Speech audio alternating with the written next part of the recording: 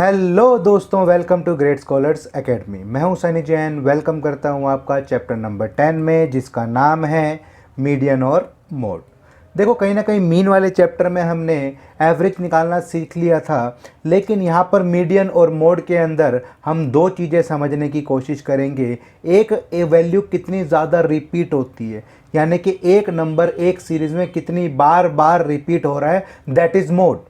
लेकिन अगर मैं बात करूं मीडियन की, तो मीडियन कहीं ना कहीं आपको पोजीशन के बारे में बता देता है। ये सीरीज को दो हिस्सों में डिवाइड कर देता है। कुछ नंबर जो होते हैं वो इससे छोटे होते हैं और कुछ नंबर जो होते हैं वो इससे बड़े होते हैं। तो सबसे पहले मैं आपको एक बार ये डायग्राम दिखाने की कोशिश कर रहा हूं। देखो यहाँ पर हमने क्या किया, यहाँ पर 5 चीज़ें हमारे पास थी, हमने उसे या तो असेंडिंग ऑर्डर में लगा लिया या तो डिसेंडिंग में, और जो उसका सबसे बीच वाला हिस्सा होगा दैट इज मीडियन। अब कुछ चीज़ें उससे बड़ी होंगी और कुछ चीज़ें उससे छोटी। तो कहीं ना कहीं हमने सीरीज को दो हिस्सों में डिवाइड कर दिया, एक चीज़ उससे बड़ी और एक चीज़ उससे छोटी।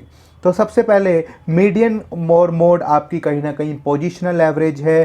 पोजिशनल एवरेज का मतलब ये कहीं ना कहीं आपको पोजीशन बताती हैं कि वो पोजीशन जिससे कुछ चीज़ें अलग होंगी, कुछ चीज़ें बड़ी होंगी और कुछ चीज़ें छोटी होंगी। तो मीडियन, उसके बाद क्वार्टाइल, डेकाइल, परसेंटाइल, ये कहीं ना कहीं ऑलमोस्ट एक जैसे रहेंगे। अगर आपको मीडियन समझ में आ गया तो बाकी 3 समझने में आपको दिक्कत नहीं आएगी। और दूसरा टॉपिक है आपका मोड। तो मोड आपको फ्रीक्वेंसी बताएगा, एक नंबर सीरीज में कितनी बार रिपीट हो रहा है ये बताएगा। तो सबसे पहले शुरू करते हैं हम मीडियन। तो मीडियन की डेफिनेशन मैंने क्या बताई, it is a centrally located value of series such that half of the values of the series are above it and other half are below it. Basically ये सीरीज को दो हिस्सों में डिवाइड कर देता है, कुछ वैल्यूज इससे बड़ी होंगी और कुछ वैल्यू इससे छोटी। अब मेरे हिसाब से आपको इसकी डेफिनेशन याद करने में कोई दिक्कत नहीं आएगी। उसके बाद how to find the median value, median की वैल्यू को पता कैसे करें। तो मेरे पास कोई भी 5 चीज़ें हो सकती हैं, से A B C D E, 5 कोई भी चीज़ें हो सकती है। 5 लोगों की हाइट हो सकती है, 5 लोगों की इनकम हो सकती है, कोई भी 5 चीज़ें आपके पास हो सकती है। तो ठीक है, हमारे पास फॉर्मूला आ जाता है, कौन सी पोजीशन लें, कौन से बंदे को उठाएं जो आपकी सीरीज को डिवाइड कर दे बीच से। तो बेसिकली हमारे पास यहाँ पर फॉर्मूला है n+1/2 एथ आइटम। ओके, तो कहीं ना कहीं ये 5 सीरीज है, 5 को या तो भैया सबसे पहले असेंडिंग ऑर्डर में लगा लो या तो डिसेंडिंग ऑर्डर में लगा लो। ठीक, कैसे, मैं आपको एक बार एग्जांपल दे के समझा देता हूं। सपोज आपके पास 5 नंबर है, से 2, 3, 5, 10, 8। ये 5 नंबर आपके पास हैं। अब आप इस 5 नंबरों का मीडियन निकालने की कोशिश कर रहे हैं। तो मैंने कहा कि सबसे पहले इसे या तो असेंडिंग में लगाओ या तो डिसेंडिंग में। चलो हम सबसे पहले इसे असेंडिंग ऑर्डर में लगा देते हैं। तो 2, फिर 3, फिर 5, फिर 8, फिर 10। क्लियर मेरी बात। अब मैंने कहा था n+1/2 item, n+1/2 item. Okay, तो अब आपके पास क्या होगा, मेरे पास कितने नंबर लिए मैंने, 1 2 3 4 5। तो 5+1/2 that is 6/2, that is third item जो भी होगी आपकी, दैट इज द मीडियन। तो अब 1 2 3, थर्ड आइटम आपकी कौन सी है, दैट इज 5, और ये है आपका मीडियन। बच्चे जल्दबाजी में क्या करते हैं, वो यही थर्ड वाले को ही आंसर मान लेते हैं। लेकिन भैया ये सिर्फ आपको बता रहा है कि जो भी बंदा थर्ड पोजीशन पे बैठा होगा वो अपना मीडियन होगा। तो इसलिए याद रखने के लिए हम यहाँ पर थर्ड आइटम लिखते हैं, ताकि आपको याद रहे कि it is not the answer, it is the position, और इस पोजीशन पर जो बैठा होगा वो आपका मीडियन होगा। इसलिए आपका मीडियन तीसरे नंबर पर बैठा हुआ ये 5 आपका मीडियन है। क्लियर मेरी बात। ये बात हमेशा याद रखना, कभी भी आपकी गड़बड़ नहीं होगी। अब फिर से वही आपकी सीरीज को दो हिस्सों में बांट देता है, एक अनग्रुप डाटा और एक ग्रुप डाटा। अनग्रुप डाटा क्या हुआ, अनग्रुप डाटा आपकी इंडिविजुअल सीरीज हुआ, और ग्रुप डाटा कहीं ना कहीं आपके पास डिस्क्रीट और कॉन्टिन्यूअस सीरीज हुआ। तो हम सबसे पहले अनग्रुप डाटा को ही लेकर सेलेक्ट करते हैं और उसे कहीं ना कहीं सोल्व करने की कोशिश करते हैं। अब इंडिविजुअल सीरीज है, मैंने आपको ये जो एग्जांपल दिया था ये भी कहीं ना कहीं इंडिविजुअल सीरीज का था। तो सबसे पहले फिर से वही कहेगा कि भैया सबसे पहले वैल्यूज को या तो असेंडिंग ऑर्डर में लगा लो या तो डिसेंडिंग में, ठीक है। उसके बाद n+1/2th आइटम कर दो, कोई दिक्कत नहीं है, हो गया भाई। तो n+1/2th आइटम करी तो हमारे पास पोजीशन आ जाएगी और पोजीशन आती मेरा आंसर आ जाएगा। अब इसमें एक इम्पोर्टेंट बात जो है वो ये देखो, अब समस्या क्या है, यहाँ पर मैंने 1 2 3 4 5 नंबर ले रखे हैं, 5 नंबर ले रखे थे तो 5+1/2 करने में मुझे कोई दिक्कत नहीं आई। क्यों नहीं आई? क्योंकि भैया आंसर आपके पास आ गया E1 डिवाइडेड बाई E1 = 3। तो आपको यहाँ पर थर्ड पोजीशन सेलेक्ट करने में दिक्कत नहीं आई। क्या होता भैया, क्या होता अगर यहाँ पर एक नंबर और होता? अब यहाँ पर 6 नंबर हो गए, देखो 2 3 5 8 10 और 12 हो गया। अब 6 नंबर हो गए तो आपको यहाँ पर क्या करना पड़ता? 6+1/2, भाई इसका आंसर आएगा 7/2, दैट इज 3.5 पोजीशन पर जो होगा वो आपका आंसर होगा। अब आप कहोगे भाई थर्ड 3.5 तो कोई पोजीशन ही नहीं है, तो कुछ भी टेंशन लेने की जरूरत नहीं है। बेसिकली ये 3.5 यानी 3 और 4 के बीच का नंबर है, तो हम भी 3 और 4 के बीच का नंबर ले लेंगे भाई। क्या हो गया? थर्ड पोजीशन पर कौन है? 5। फोर्थ पोजीशन पर कौन है? 8। अब 8 5+8/2 कर देंगे, बीच का निकाल लेंगे तो क्या होगा? 8 और 5 13, तो और 13 डिवाइडेड बाय 2 आपका मीडियन आ जाएगा 6.5। तो मीडियन 6.5 हो गया। 6.5 ने इस सीरीज को 2 इक्वल हिस्सों में डिवाइड कर दिया। अब कहीं ना कहीं आप इस सीरीज को इजीली अंडरस्टैंड कर सकते हो, तो कोई घबराने वाला मैटर नहीं है। If n will be an odd number then it is not divisible by 2, then it is easier to find out the median with the help of above formula.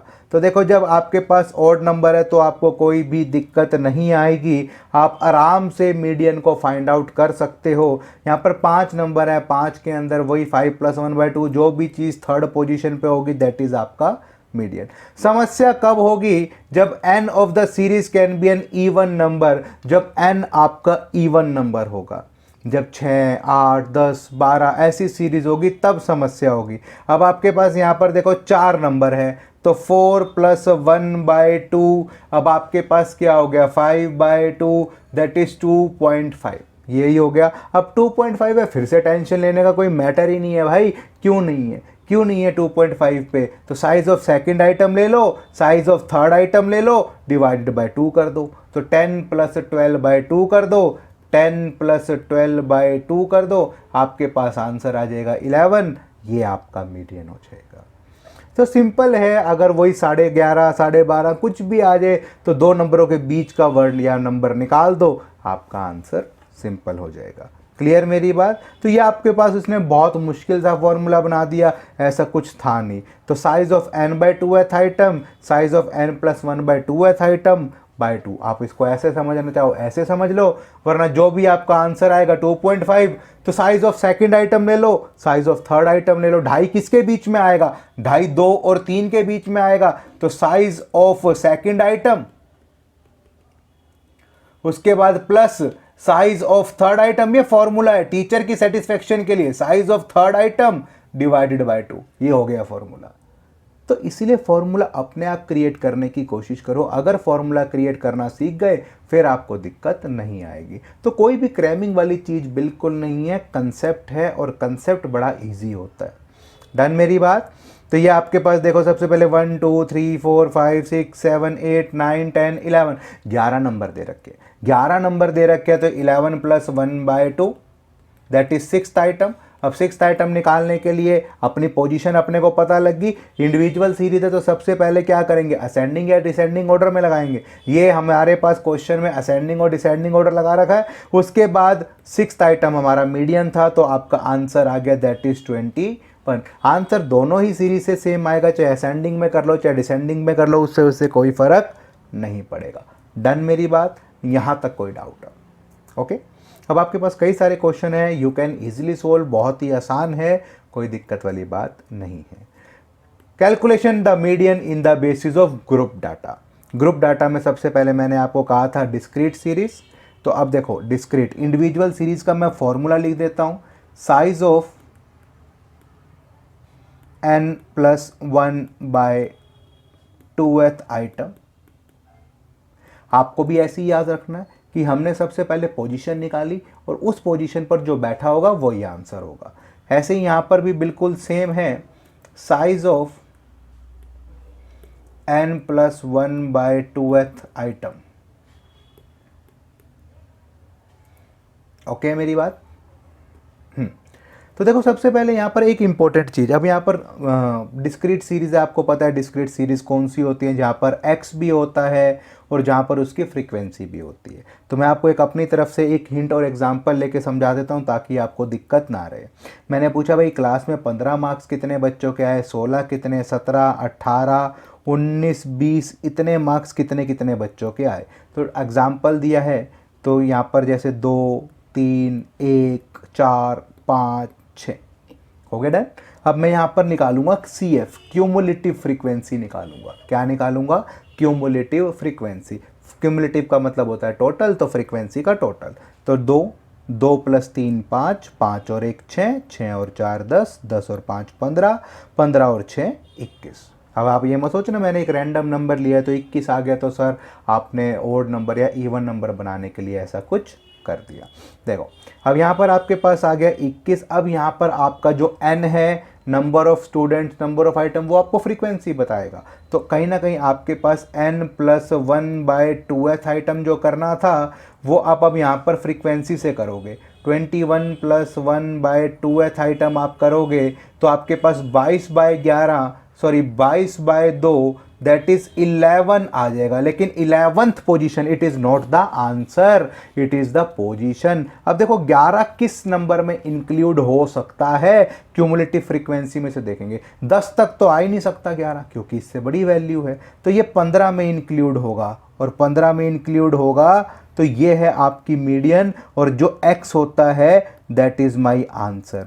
तो वो है आपका आंसर, मीडियन इज 19। मेरी बात समझ में आई? देखो अब क्या लिख रहा है, दोबारा साइड बाय साइड लाइन से पढ़ेंगे। Arrange the data into ascending और descending order, convert the simple frequency into cumulative frequency. मैंने भी कहा क्यूमुलेटिव फ्रीक्वेंसी निकाल लो। अब n+1/2th आइटम निकालो। n जो भी होगा वो आपकी फ्रीक्वेंसी का टोटल होगा, सिग्मा f होगा। Median value corresponding to the n+1/2th item. देखो अब यहाँ पर आपको दिखाई देगा, जैसे ही मैंने n+1/2th आइटम करा तो मेरे पास 38 आया। 38 आया। अब देखो वो 35 तक तो आ नहीं सकता।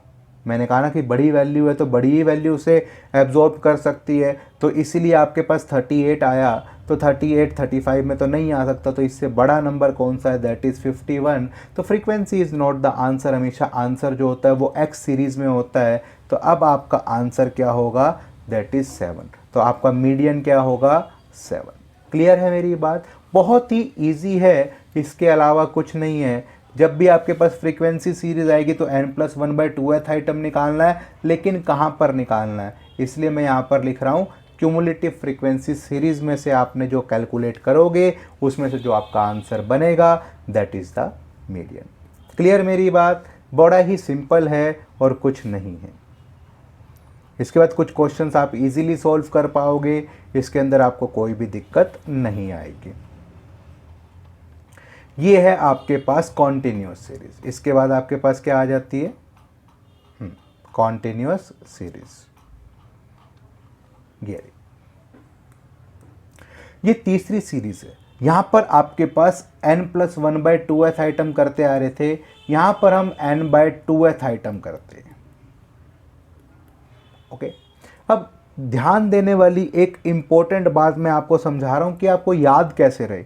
देखो मेरे पास है 0 to 10, 10 to 20, 20 to 30, 30 to 40 और ये 40 to 50। ये है आपका x। ओके, अब मैं इसकी फ्रीक्वेंसी लिख देता हूँ 5, 4, 3, 1, 2 ऐसे। तो अब यहाँ पर भी देखो फ्रीक्वेंसी है तो क्यूमुलेटिव तो निकालनी पड़ेगी, इस बात को याद रखना। 5, 9, 12, 13, ये 15,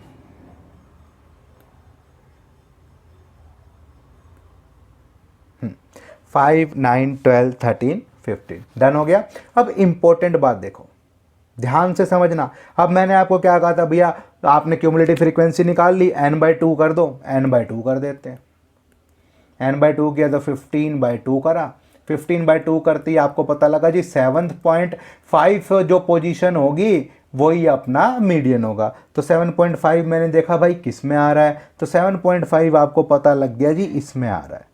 अब इंपॉर्टेंट बात, मैंने कहा था आंसर जो है वो x में होगा, आंसर जो है वो x में होगा। अब 10 से 20 के बीच में तो 10 नंबर हैं, 10 भी है, 11, 12, 13, 14, अरे कौन सा होगा भाई, एग्जैक्ट आंसर देना। तो इसलिए अब मुझे यहां पर एक फॉर्मूला और अप्लाई करना पड़ता है एग्जैक्ट आंसर निकालने के लिए, ठीक है। अब वो आपका फॉर्मूला क्या है, देखो ये रहा, median is equals to L1 plus n/2 minus CF by F into I. अब मैं आपको अपने वाली टेबल में पुट करके दिखा रहा हूं। सबसे पहले मैंने n/2 निकाल लिया था, n/2 7.5 था, 7.5 से ये तो पता लग गया कि आंसर इस वाली क्लास के बीच में आएगा, लेकिन एग्जैक्ट आंसर तो नहीं पता लगा ना। अब एग्जैक्ट आंसर पता लगाने के लिए मुझे क्या करना है, देखो सबसे पहले इसी क्लास, L1 का मतलब है लोअर लिमिट, यानी कि इस क्लास में 10 प्लस।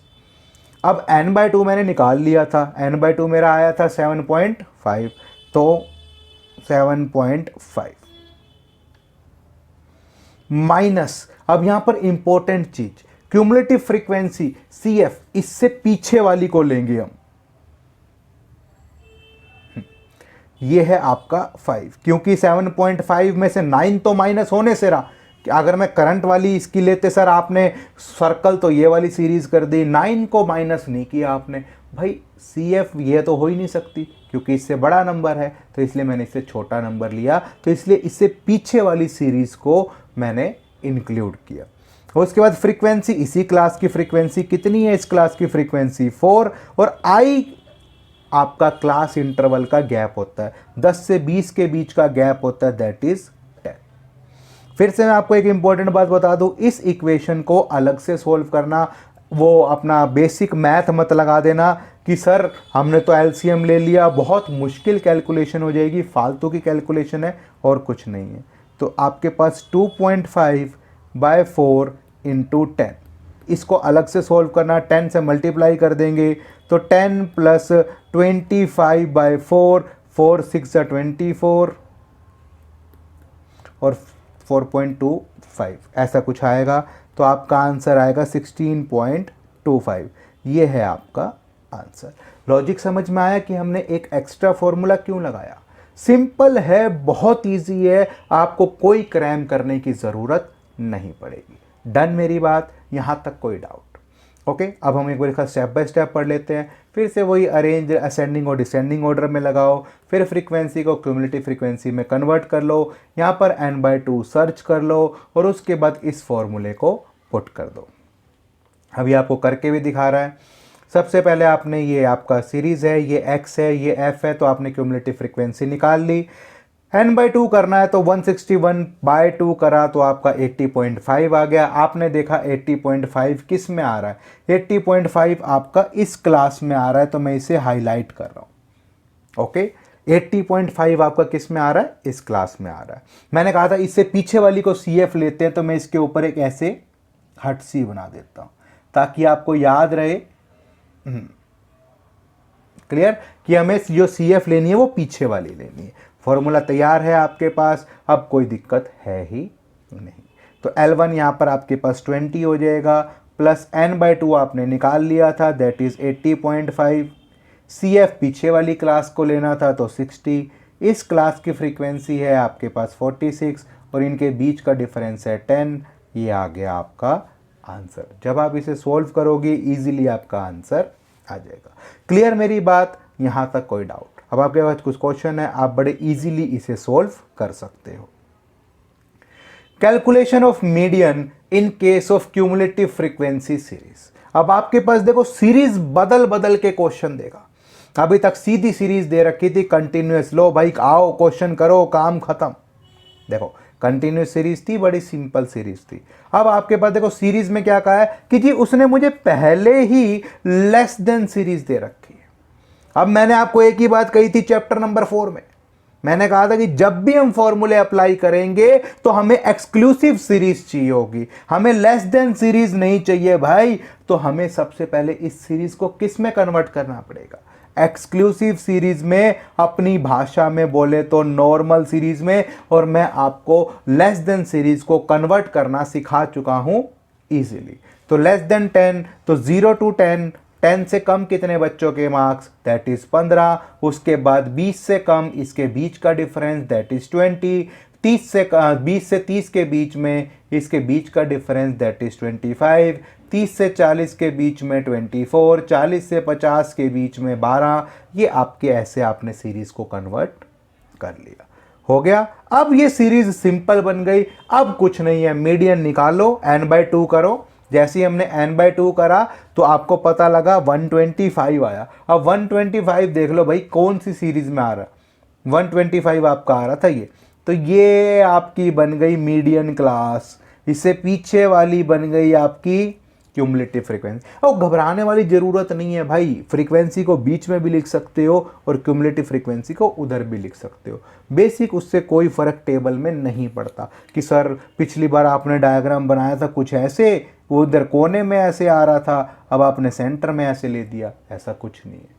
सिंपल लॉजिक है, जहाँ पर भी क्यूमुलेटिव फ्रीक्वेंसी दिखेगा पिछले वाली क्यूमुलेटिव फ्रीक्वेंसी को हम कंसीडर करेंगे।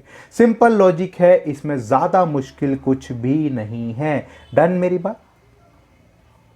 अब आपके पास एक और सीरीज आ गई, calculation of median in case of inclusive series. Inclusive को एक्सक्लूसिव में कन्वर्ट करना मैंने आपको बता रखा है कि नहीं बता रखा है, फिर देख लो दोबारा। 46 से 50, 41 से, तो सबसे पहले देखो ये रिवर्स में है, इसे ठीक कर लेंगे।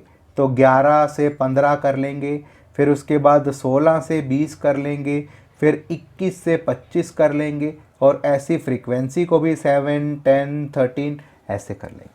अब देखो इसके और इसके बीच में मैंने कहा था अपर लिमिट एक क्लास इंटरवल की और लोअर लिमिट दूसरी क्लास इंटरवल की के बीच में कितना डिफरेंस है, 1 का। कुछ मत करो, 1 को डिवाइडेड बाय 2 आधा कर दो, कर दिया आधा, 0.5, 0.5। सारी लोअर लिमिट में से 0.5 को माइनस कर दो, सारी अपर लिमिट्स में 0.5 प्लस कर दो, हो गया समाधान। 10.5 माइनस करा ना 11 में से, टू 15.5। इसके बाद 16 में से 0.5 माइनस किया तो 15.5, ये टू 20.5, ऊपर फिर 20.5 टू 25.5। बन गई ना आपकी बात, सीरीज होगी ना एक्सक्लूसिव सीरीज।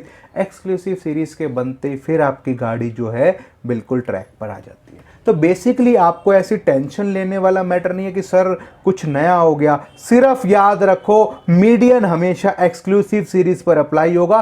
कोई सी भी सीरीज आपको दे रखी हो, सबसे पहले उसे एक्सक्लूसिव में कन्वर्ट करो, उसके बाद आप टेंशन फ्री रहो।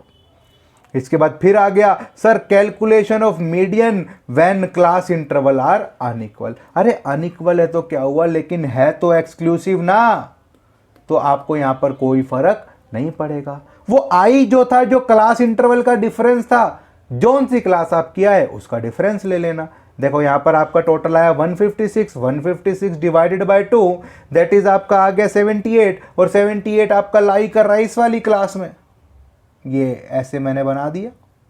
हाँ, तो 78 लाई कर रहा है इस वाली क्लास में। तो आई जो डिफरेंस था, फॉर्मूला क्या था, L1 plus n/2 minus CF by F into I, यही था ना।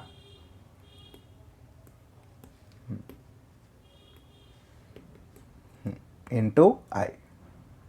तो अब आपके पास ये जो आई है, ये क्लास इंटरवल का कहीं ना कहीं क्या था, डिफरेंस था ना। और जब डिफरेंस था तो जिस भी क्लास इंटरवल का आपका मीडियन आएगा, अब यहां पर 20 से 30 के बीच का डिफरेंस कितना है, 20 से 30 के बीच का डिफरेंस है 10, तो आई 10। अगर यहां पर कोई और मीडियन क्लास बनती तो उसके बीच का जो डिफरेंस होता वो ले लेते। तो सिंपल यहां पर वही चीज आपको लागू करनी है जो इंपॉर्टेंट है। डन। और कोई आपका फर्क नहीं पड़ता अनइक्वल क्लास इंटरवल के अंदर, मेरी बात ध्यान रखना। ओके, लोकेट मिसिंग फ्रीक्वेंसी, ये कहीं ना कहीं इंपॉर्टेंट है। अगर मुझे थोड़ा सा आपके कंसेप्ट को चेक करना है, थोड़ा सा मीडियन के क्वेश्चन को मुश्किल बनाने की कोशिश करनी है, तब मैं इस तरह का क्वेश्चन पेपर में देता हूँ। तो देखो, सबसे पहले इंपॉर्टेंट चीज़ इसके अंदर जो बच्चे गलती करते हैं, सर समझ नहीं आ रहा, बहुत ही ईजी है, आराम से बताता हूँ आपको कैसे पता लगेगा। देखो, n का मतलब है आपका n+1/2 या n/2 जो हम यूज़ करते हैं, ये वो वाला n है, यानी ये फ्रीक्वेंसी का टोटल है, आप इसको ऐसे भी समझ सकते हो। मीडियन इसने 30 दे दिया। मीडियन का मतलब क्या था, मैंने आपको अभी अभी बताया था इस सीरीज के अंदर। देखो ध्यान से समझना, मैं इसे खुद बना रहा हूं पहले। 0 to 10, 10 to 20, 20 to 30, 30 to 40, 40 to 50, 50 to 60। Okay, इसके बाद आपकी फ्रीक्वेंसी मिसिंग है, तो इसलिए कहीं ना कहीं मिसिंग होगी। 10 मैं इसको से A लिख रहा हूँ, उसके बाद या आप इसे F1 भी लिख सकते हो, F1 लिख लेते हैं क्योंकि क्वेश्चन में आपको F1 मिलेगा। उसके बाद 25, 30, यहाँ मैं F2 लिख लेता हूँ और यहाँ 10 लिख लेता हूँ। अब सीरीज़ ये है कॉन्टीन्यूअस, तो कंटिन्यूअस फ्रीक्वेंसी तो निकालनी पड़ेगी, CF क्यूमुलेटिव फ्रीक्वेंसी तो निकालनी पड़ेगी। अब यहाँ कुछ नहीं करना, 10 प्लस F1, उसके बाद 25 ऐड हो गया तो 35 प्लस F1, फिर 30 हो गया तो 65 प्लस F1, उसके बाद F2 भी आ गया तो 65 प्लस F1 प्लस F2, और फिर आपके पास आ गया 10, तो 75 प्लस F1 प्लस F2। अब आपका इसका टोटल भी गिवन है, नंबर ऑफ आइटम 100 है, तो समीशन F गिवन है, दैट इज़ 100। अब आप चाहो तो एक इक्वेशन ये भी निकाल सकते हो, 75 plus F1 plus F2 is equals to 100। अब F1 प्लस F2 जो आपका है दैट इज़ 25, क्योंकि आपने यहाँ से इसको सोल्व कर दिया तो आपके पास एक इक्वेशन तो ये आ गई, डन हो गया। ये तो बड़ा इजी था यहाँ तक। अब इंपॉर्टेंट चीज़ जो मैं आपको बता रहा हूँ वो ध्यान रखना। अब आपके पास मीडियन दे रखा है 30, मीडियन 30 देने का मतलब है आपका आंसर कहीं ना कहीं इस वाले मीडियन क्लास के अंदर आएगा।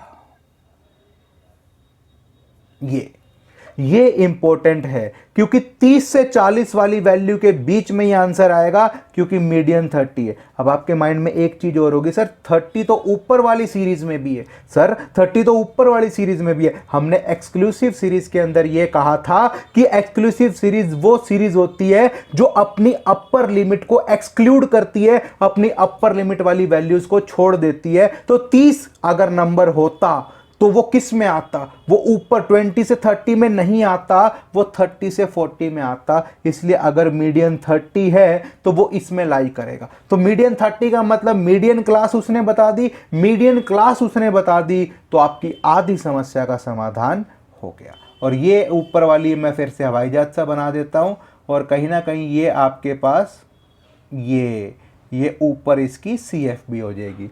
अब जब हम इसका फॉर्मूला पुट करेंगे तो क्या होगा, देखो ध्यान से देखना, L1 plus n/2 minus CF by F into I, यही फॉर्मूला था। L1 आपके पास लोअर लिमिट इस क्लास की 30, n/2, n आपको पता है 100 है, n लिख रखा है 100 है, तो n/2 that is 50 minus CF क्या होगा यहाँ पर, minus 35 minus F1 divided by frequency कितनी है इस क्लास की 30, इंटू डिफरेंस की बात कर रहे हैं दैट इज 10। हो गया डन। और आपको पता है कि आंसर भी गिवन है, तो दैट इज इक्वल्स टू 30। हो गया ओके। अब आपको सोल्व करने के लिए मैंने कहा था पहले इसको अलग से सोल्व करने था, तो 30 plus 50 minus 35 that is 15 minus F1 by 30 into 10, यही है। इसको इससे कैंसिल कर दें, ये हो गया आपके पास 30 इधर है, और 30 प्लस 15 माइनस F1 बाय 3, यही है, इज इक्वल्स टू 30। अब आप इसको इधर ले जाना चाहो तो इधर ले जाओ, कहीं ना कहीं आपके पास ये इधर हो जाएगा तो 0, और 15 minus F1 is equals to 0/3 है तो इज इक्वल्स टू 0, ये 30 से 30 कैंसिल हो गया, यानी 30 इधर चला गया तो माइनस हो गया, तो आंसर 0 आ जाएगा। आप मल्टीप्लाई करोगे तो सिंपल लॉजिक आपकी F1 की वैल्यू जो है वो आ जाएगी 15। F1 की वैल्यू अगर आपकी 15 आ गई तो आप वो 15 यहाँ पुट कर सकते हो और आपकी F2 की वैल्यू कहीं ना कहीं आ जाएगी 10। ओके हो गया। तो आपके पास यही दो चीज़ें यहाँ पर देखो, F1 आपका 15 आ गया और F2 आपका 10 आ गया। तो बहुत ही सिंपल सा तरीका है क्वेश्चन को सॉल्व करने का, आपको इससे ज़्यादा सिंपल तरीका नहीं मिलेगा।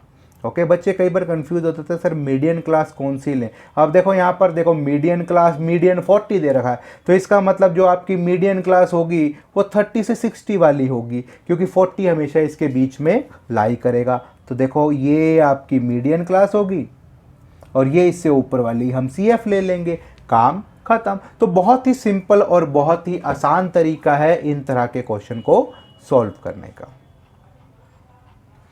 डन। इसके बाद आपके सिंपल क्वेश्चंस आ जाएंगे, आप कई सारी चीजें सॉल्व कर सकते हो। ग्राफिक डिटर्मिनेशन, ये मैं कहीं ना कहीं आपको पीछे भी करा चुका हूं ओजाइव वाले चैप्टर में, जब मैंने आपको कहा था लेस देन और मोर देन ओजाइव आपको कहीं ना कहीं मीडियन निकालने के काम आते हैं। तो देखो सबसे पहले हम क्या करेंगे, presenting the data in the form of less than and more than हो जाए। तो सबसे पहले जो भी आपका डाटा है उसका लेस देन और मोर देन सीरीज बना लो, more than series less than series को ग्राफ पर पुट कर दो, और जैसे ही आपके पास ग्राफ पर पुट करोगे और जहां पर ये एक दूसरे को क्रॉस करेंगी, जहां पर ये इंटरसेक्ट करेंगी, वही होगा आपका क्या, मीडियन। तो presenting the data graphically simultaneously less than और more than ogive, the two ogive superimposed upon each other determine the median value. तो इसलिए मुझे ये डिटेल पढ़ाने की ज़रूरत नहीं है। तो लेस देन और मोर देन ओजाइव मैं आपको डिटेल में समझा चुका हूँ। सबसे पहले आपने लेस देन सीरीज़ बना ली, ओके हो गया ग्राफ, उसके बाद आपने इसकी मोर देन सीरीज़ कन्वर्ट कर ली, ये मोर देन सीरीज़ का ग्राफ हो गया, और उसके बाद ये जब दोनों एक साथ बना देंगे हम, तो ये आपका हो गया एक साथ ग्राफ, और जहाँ पर ये इंटरसेक्ट कर रहा है ये हो गया आपका मीडियन वैल्यू। फ्रीक्वेंसी कभी भी आंसर नहीं होती, आंसर हमेशा x होता है, इसलिए हमेशा मार्क्स ही मेरे आंसर रहेंगे। Done. Merits and demerits of median, ये कहीं ना कहीं थियोरेटिकल पोर्शन है, क्वेश्चन में गिवन है तो हमें भी करना पड़ेगा। तो देखो मेरिट्स की बात करें तो सिंपल है, आम आदमी इसे फटाफट समझ सकता है। Free from effects of extreme value, इसके ऊपर एक्सट्रीम वैल्यूज का कोई फर्क नहीं पड़ता, क्योंकि ये सिर्फ पोजीशन बता रहा है। पांचवा बंदा क्या है, छठा बंदा क्या है, सिर्फ ये बता रहा है, इससे कोई फर्क नहीं पड़ता कि आखिरी वैल्यू कितनी बड़ी है या आखिरी वैल्यू कितनी छोटी है। सर्टेन की बात ये कहीं ना कहीं सर्टेन है, इसके अंदर चेंजेस देखने को नहीं मिलते जब तक नंबर ऑफ आइटम सेम रहती है। तो रियल वैल्यू मीडियन कहीं ना कहीं रियल वैल्यू है, ये आपकी रिप्रेजेंटेटिव है compare to arithmetic value. Arithmetic value में तो एक्सट्रीम वैल्यू में हल्का सा भी चेंज होता है तो वैल्यू में चेंज आ जाता है, लेकिन यहाँ पर ऐसा कोई चेंजेस आपको देखने को नहीं मिलता। मैं इजीली इसे ग्राफ से भी फाइंड आउट कर सकता हूँ, तो ये ग्राफिकल प्रेजेंटेशन में भी हेल्प कर सकता है। Possible even when data is incomplete, तो कई बार ये पॉसिबल होता है जब आपके पास डाटा अधूरा होता है, कोई इनकम्प्लीट सीरीज होती है, तब भी मैं कहीं ना कहीं मीडियन तो फाइंड आउट कर ही लेता हूँ। डीमेरिट्स की बात करें तो कहीं ना कहीं लैक ऑफ रिप्रेजेंटेटिव करेक्टर है, ये आपकी सीरीज को रिप्रेजेंट कर ही नहीं रहा। आपके पास सीरीज में कितनी बड़ी वैल्यू है कितनी छोटी वैल्यू है इसको कोई फर्क नहीं पड़ता, इसने सीरीज को दो हिस्सों में बांट देना है, कुछ चीज़ें छोटी हैं कुछ चीज़ें बड़ी हैं, बस इतना सा ही मतलब है। अनरियलिस्टिक है, though when the median is located somewhere between the two middle values it remains only approximate measure not precise value. तो जब भी मैं दो नंबरों के बीच का मेजर करने की कोशिश करता हूं तो इसे कोई फर्क ही नहीं पड़ता, ये वैल्यू का गैप देखता ही नहीं, ये देखता है पोजीशन का गैप, और पोजीशन के अंदर ज़्यादा फर्क नहीं शो हो पाता। इसके आगे आप कोई फर्दर एल्जेब्रिक ट्रीटमेंट इस पर नहीं कर सकते, ये कहीं ना कहीं बहुत समस्या की बात है, और यही चीज़ इसको बहुत ही ज़्यादा डिफ़िकल्ट बना देती है। ओके, तो इसके बाद हमने फॉर्मूले पढ़ ही लिए थे। ग्लैंस की बातें कर रहा है तो इंडिविजुअल सीरीज़ में n+1/2 था, डिस्क्रीट सीरीज में भी n+1/2 था, और यहाँ पर n/2, और उसके बाद कहीं ना कहीं हम एक एग्जैक्ट फॉर्मूला लगा के एग्जैक्ट वैल्यू ढूंढने की कोशिश कर रहे थे। इसके बाद आपके पास आ जाता है दोस्तों क्वार्टाइल, डेकाइल और परसेंटाइल। क्वार्टाइल सीरीज़ को 4 हिस्सों में बांट देता है। देखो मीडियन ने क्या किया, मीडियन ने सीरीज को 2 हिस्सों में बांटा, तो हमने 2 से डिवाइड कर दिया। मैंने कहा क्वार्टर जो होता है क्वार्टाइल्स, वो आपके सीरीज को 4 हिस्सों में बांट देगा, तो हम 4 से डिवाइड कर देंगे। डेकाइल आपकी सीरीज को 10 हिस्सों में बांट देगा, तो हम 10 से डिवाइड कर देंगे। परसेंटाइल 100 का होता है, तो परसेंटाइल आपकी सीरीज को 100 हिस्सों में बांट देगा, तो हम कहीं ना कहीं उसे 100 से डिवाइड कर देंगे। तो जब मैं इंडिविजुअल सीरीज कर रहा था मीडियन में,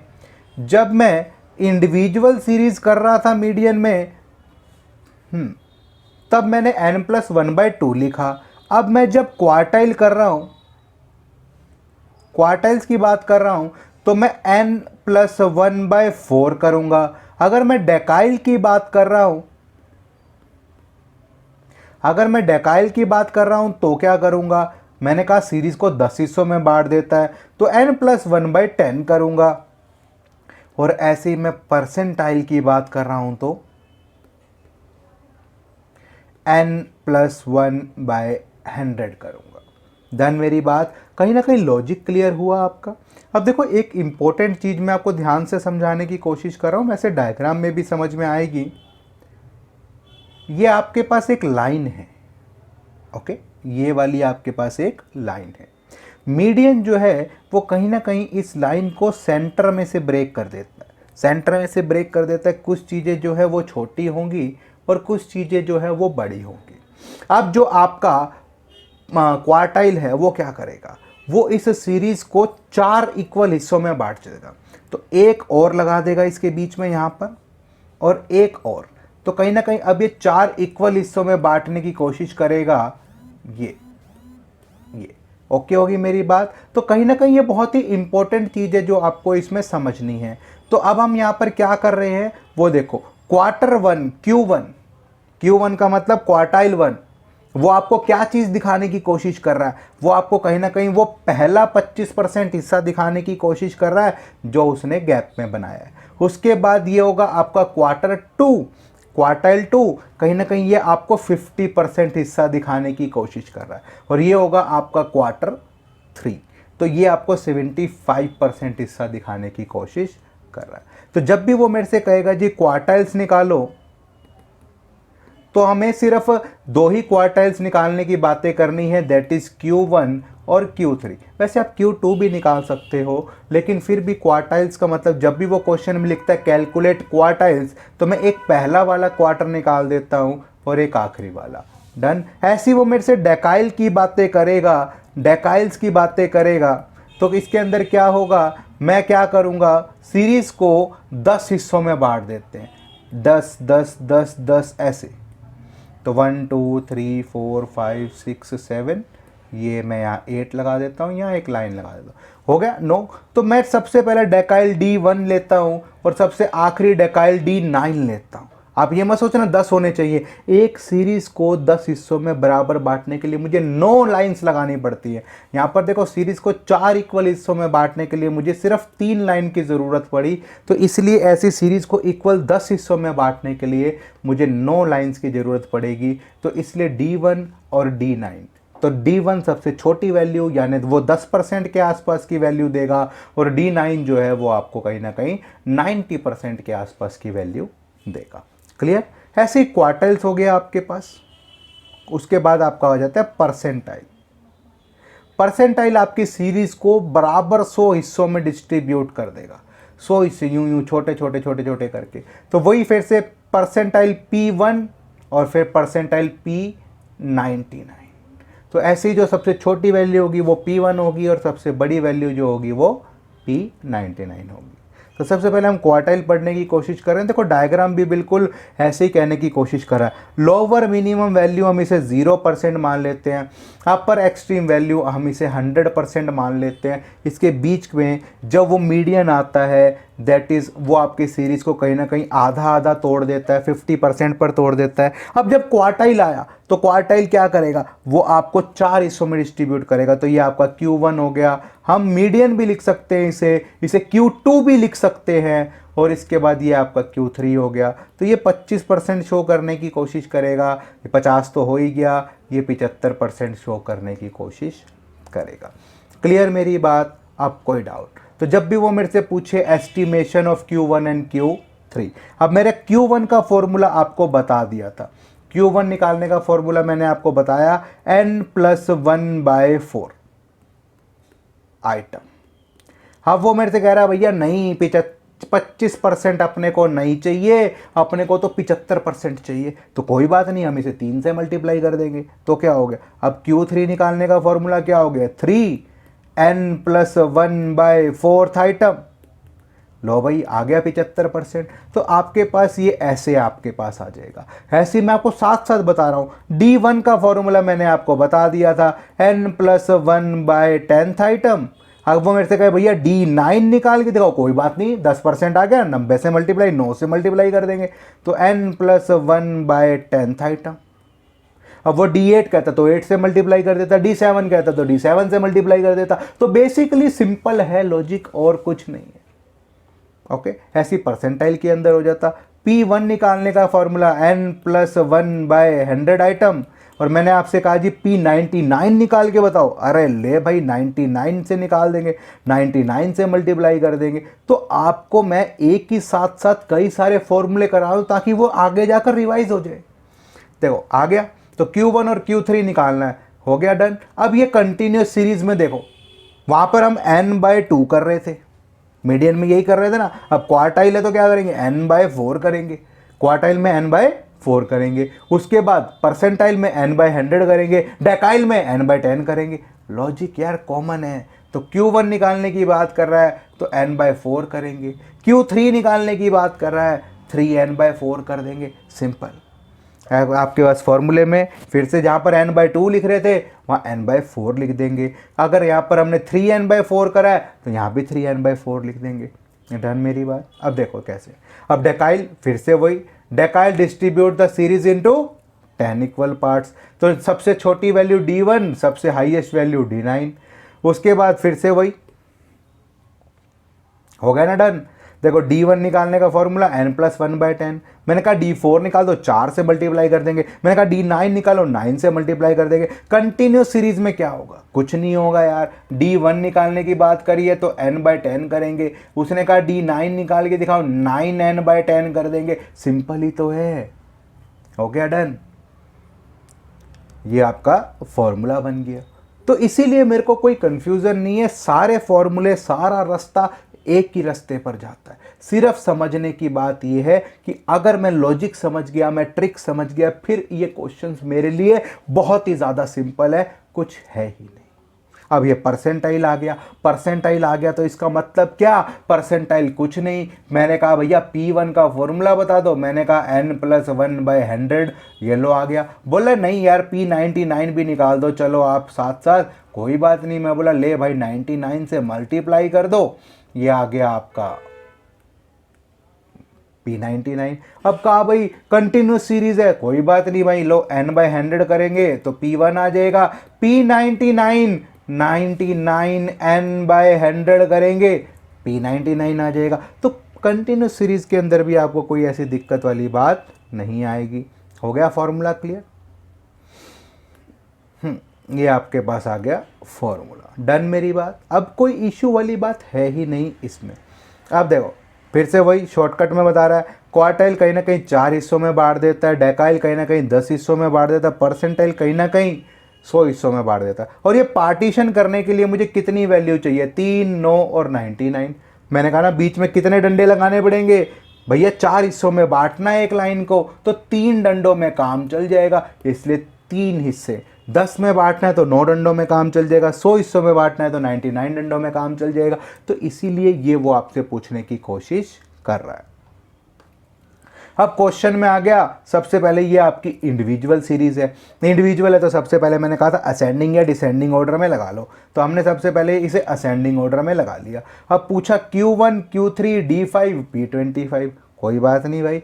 Q1 का फॉर्मूला क्या? Q1 का फॉर्मूला n+1/4 आइटम, यही था ना। अब ये आइटम है कितनी? 1 2 3 4 5 6 7 8 9 10 11, तो 11 + 1/4 आइटम, यही हो गया। तो 12/4 आइटम, दैट इज 3 हो गया। अब 3 यहाँ थर्ड आइटम देखो कौन सी है, फर्स्ट सेकंड थर्ड, ये हो गया आपका Q1। अब दूसरा मेरे को निकालने को कहा है Q3 निकाल लेंगे भाई, क्या बड़ी बात है। 3n+1/4 item. अब 3n+1/4 यानी 3 × 11 + 1/4 दैट इज ये आएगा 3 × 3 that is 9th item. 9th item कौन सी होगी भाई? 9th आइटम देखो, 9th आइटम होगी आपकी ये हो गया आपका Q3। बड़ा इजी तरीका है, बहुत इजी। अब आपने पूछ रखा है D5, अब D5 पर आ जाते हैं। D5 का फॉर्मूला क्या? n+1/10, क्योंकि D है तो डेकाइल है, डेकाइल है तो ये, और D5 पूछ रखा है तो बाहर 5 से मल्टीप्लाई करना पड़ेगा। तो ये आ गया आपके पास n तो आपके पास 11 है ही, तो 11 + 1 11 + 1/10 डन। इसके बाद आपके पास आ जाता है 5 और ये हो गया 12 1.2 1.2 आ जाएगा, क्योंकि 12/10 है और इसको हम मल्टीप्लाई करेंगे। 12 5 60 और 0 कैंसिल हो जाएगी, तो 6th आइटम आ जाएगा। और 6th आइटम आ जाएगा तो 6th आइटम ये रहा, गिनना ही पड़ेगा, 1 2 3 4 5 6, ये 45, ये आ गया आपका D5। क्लियर मेरी बात? यहां तक कोई डाउट? अब आपके पास एक और रह गया P25। देखो भाई आंसर ठीक है 45, हमने भी 45 के आगे लिखा है। उसके बाद आपके पास आ गया P25, फिर से P परसेंटाइल 100 हिस्सों में बांट देता है, तो n+1/100 और 25 निकालना है तो 25 से मल्टीप्लाई, तो ये हो गया आपके पास 25 प्लस n आइटम्स आपकी 11 हैं, तो 11 + 1/100, सॉरी बीच में मल्टीप्लाई आएगा, मल्टीप्लाई, तो ये आपके पास आएगा 25 × 0.12। जब हम इसे मल्टीप्लाई करेंगे तो आपके पास 25 × 0.12 that is size of third item. और थर्ड आइटम आपकी कौन सी है? ये P25, ये आपका आंसर हो जाएगा। ध्यान देने वाली बात देखो, P25 मतलब 25%, और Q1 भी मैंने क्या कहा था, आपकी सीरीज़ को पहला 25% में डिस्ट्रीब्यूट करेगा, तो ऐसे। तो अगर मेरे से P50 पूछता, D5 पूछता या फिर Q2 पूछता, तो भी आंसर यही आता। लॉजिक सिंपल है, हमेशा आंसर सेम रहेंगे जब आप परसेंटेज निकालोगे। ऐसी Q3 पूछा है, ऐसी P75 पूछता, तब भी आंसर यही आता, क्योंकि ये आपको 75% शो कर रहा है, P75 भी आपको 75% शो करता, तो इसलिए आप इस चीज़ को ऐसे भी समझ सकते हो। डन मेरी बात? तो बहुत ही इजी से क्वेश्चन है, अब आप इजीली सारे क्वेश्चंस को सॉल्व कर सकते हो।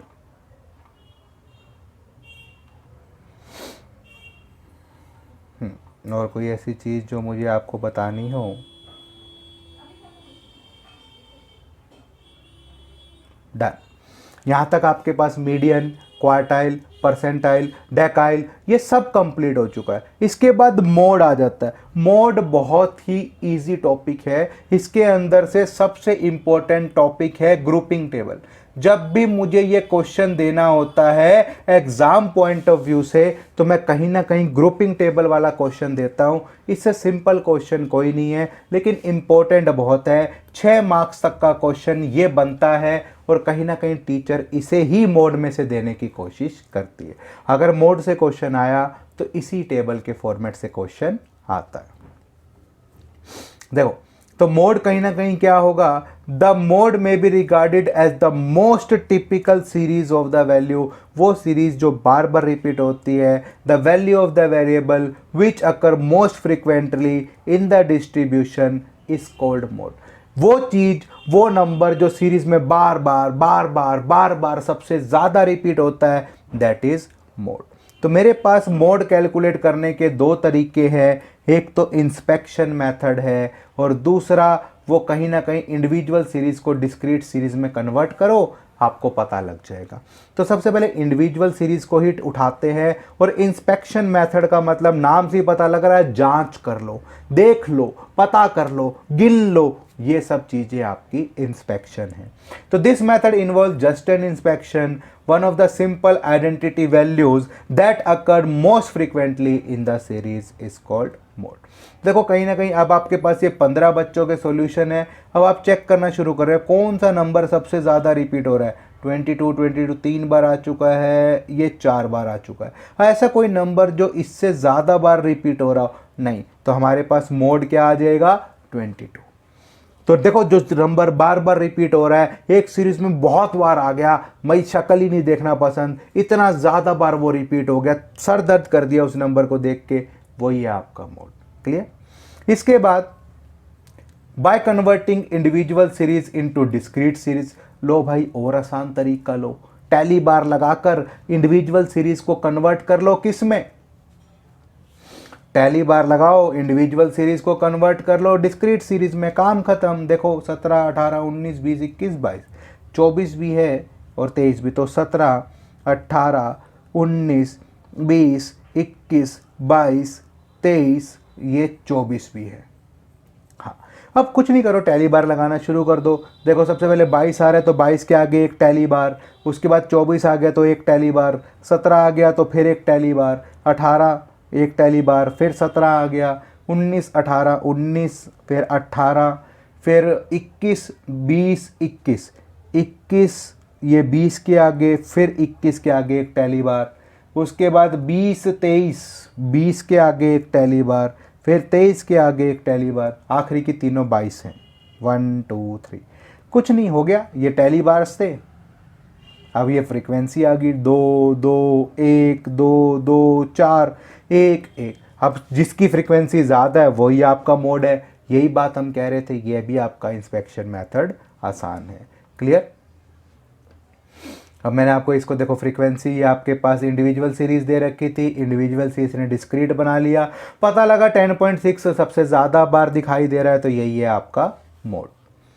Calculation of mode in discrete series. Discrete series में मोड कैसे निकालने, पहला तरीका तो इंस्पेक्शन ही है। पहला तरीका तो आओ भाई जांच लो, आओ भाई जांच लो, जिसकी वैल्यू सबसे ज़्यादा है, फ्रीक्वेंसी सबसे ज़्यादा है, वही मोड है, तो मोड आपका 140 है। हो गया डन। दूसरा है ग्रुपिंग मेथड, ये इंपॉर्टेंट है, ये ध्यान से करना, मैं इसको ऐसे ही बता रहा हूँ। देखो सबसे पहले आपके पास एक इलस्ट्रेशन गिवन है, ये है इसका x, ये है इसकी फ्रीक्वेंसी। ग्रुपिंग टेबल बनाने के लिए सबसे पहले आपको इसे टेबल फॉर्मेट में लिखना ज़रूरी है। हमने भी टेबल फॉर्मेट में ये x लिख लिया, ये f लिख लिया। अब ध्यान से देखना मैं कैसे कह रहा हूँ, ध्यान से। पहला जो आपका ग्रुप है वो पहला ग्रुप आपका फ्रीक्वेंसी से ही शुरू होगा। एक नंबर को हम एक बार लेंगे, यानी कि पहली टेबल में से हमने कोई ग्रुप नहीं बनाया, इंडिविजुअल अकेले अकेले नंबर को उठा रहे हैं तो एक बार उठाएंगे। ध्यान हो गया। अब मैं दो दो बच्चों को एक साथ उठा रहा हूं तो 2 बार उठाऊंगा, 1 + 2 2 + 3। क्लियर मेरी बात, ध्यान से समझना मैंने क्या कहा। जब मैं अकेले बच्चे को उठा रहा था तो मैंने एक बार उठाया, अब मैं 2 बच्चों को उठा रहा हूं तो 2 बार अलग अलग सेट बनाकर उठाऊंगा। ध्यान से देखो, सबसे पहले मैंने इसी फ्रीक्वेंसी को 1 नंबर लिख दिया, पहला ग्रुप ही यहीं से शुरू हो गया, एक बार मैंने जो फ्रीक्वेंसी लिख ली। अब मैंने क्या किया, अब मैंने 2 का ग्रुप बनाया। भाई 1 + 2 का मतलब क्या है, ध्यान से शुरू करना, ध्यान से समझना, 1 से शुरू करना है, पहले बच्चे से शुरू करना है और 2 का ग्रुप बनाना है। तो 1 + 2 हो गया, फिर इसके बाद 3 + 4, ऐसे 2 का ग्रुप 2 का ग्रुप 2 का ग्रुप 2 का ग्रुप। मैं एक बार आपको ये टेबल लिख के भी दिखा रहा हूँ ताकि आपको ये चीज़ समझ में आ जाए। तो 2 से लेके 13 तक दे रखा है। मैं इस टेबल को एक बार आपके लिए बना देता हूँ ताकि आपको दिक्कत ना रहे। एक बार ग्रुपिंग टेबल समझ में आ जाएगी फिर आपको दिक्कत नहीं आएगी।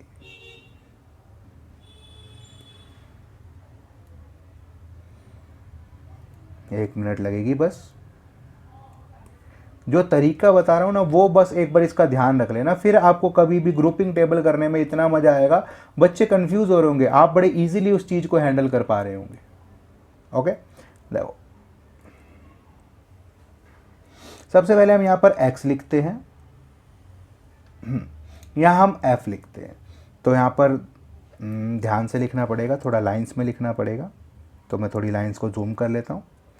2 3 4 5 6 7 8 9 10 11 12 13। अब मैं फ्रीक्वेंसी को भी कॉपी पेस्ट कर देता हूँ। 3 8 10 12 16, 3 8 10 12 16। उसके बाद 14 10 8 17, 14 10 8 17, 5 4 1, 5 4 1। मैं पेन चेंज कर रहा हूँ ताकि आपको समझ में आए। मैंने आपसे क्या कहा, ध्यान से समझना। अब देखो, सबसे पहला ग्रुप मैंने कहा था एक नंबर। अब देखो फ्रीक्वेंसी सिंगल सिंगल है सबकी, तो एक बार लेंगे, एक बच्चे को ले रहे हैं तो एक बार लेंगे। अब हम दूसरा ग्रुप बनाएंगे सेकंड वाला 1+2। अब हम यहाँ पर दो दो बच्चों को एक साथ उठाएंगे। तो मैंने कहा था दो दो बच्चों को एक साथ उठा रहे हैं तो दो बार अलग अलग सेट बनाएंगे, तो 1+2 2+3। अब अगर हम तीन बच्चों को एक साथ उठाते तो 1+2+3। अब तीन का ग्रुप बना रहे तो मैंने कहा तीन बार लेंगे, 1+2+3 2+3+4 और 3+4+5। ग्रुपिंग का मतलब समझ में आ गया ना। अब रोमन नंबर्स की बात करते हैं। ये हमारा फर्स्ट ग्रुप, ये अपना सेकंड ग्रुप है भाई, ये अपना थर्ड ग्रुप है भाई, ये फोर्थ ग्रुप है, ये फिफ्थ ग्रुप है और ये सिक्स्थ ग्रुप है। बच्चे सबसे पहले गलती करते हैं, इस F को फर्स्ट ग्रुप देना भूल जाते हैं। टेबल में वहाँ बैठ के सोचते रहते, सर ने कहा था 6 ग्रुप बनते हैं, वो 5 ही बनाए दिखाते हैं। छठा ग्रुप में ये फ्रीक्वेंसी को लेना भूल जाता हूँ। क्लियर? तो पहला ग्रुप एक बच्चा था तो एक बार लिया, दो बच्चे थे या दो दो के ग्रुप बना रहा था तो दो बार बनाए, तीन तीन के ग्रुप बना रहा था तो तीन बार बनाए। डन हो गया। अब हम सबसे पहले फर्स्ट ग्रुप की बात करते हैं, वो तो बना हुआ था। सेकंड ग्रुप बना लेते हैं। मैंने कहा फर्स्ट 1+2। ध्यान से देखना, 1+2 लिखने का मतलब क्या है, फर्स्ट से शुरू करना है और दो दो के ग्रुप बनाने हैं। फर्स्ट से शुरू करना है और दो दो के ग्रुप बना रहे हैं। अगर कोई बच्चा बच जाए तो कोई टेंशन लेने की जरूरत नहीं है, आखिरी वाले को खाली छोड़ देना। तो फर्स्ट से शुरू करा और दो दो के ग्रुप बनाए, 8 और 3 11, 10 और 12 22, 16 और 14 30, उसके बाद 18, 17 और 5 22 और 4 और 1 5। अब ध्यान से देखना, 2+3 लिखा है। 2+3 का मतलब सेकंड से शुरू करना है और दो का ग्रुप बनाना है। सेकंड वाले से शुरू करना है और दो का ग्रुप बनाना है। पहला वाला छूट गया, कोई बात नहीं, टेंशन लेने की कोई मैटर नहीं है। अब आखिरी वाला छूट गया तो कोई टेंशन लेने का मैटर नहीं है, जो छूट जाए वो छूट जाए। ग्रुप में जितने बंदे होंगे उतने ही आएंगे। तो ये हो गया 8 + 10 दैट इज 18, उसके बाद 12 और 16 दैट इज 28, उसके बाद 14 और 10 दैट इज 24, और 17 और 8 दैट इज 25, और 5 और 4 9 दैट इज 9। ये हो गया 9। ये हो गया आपका 9।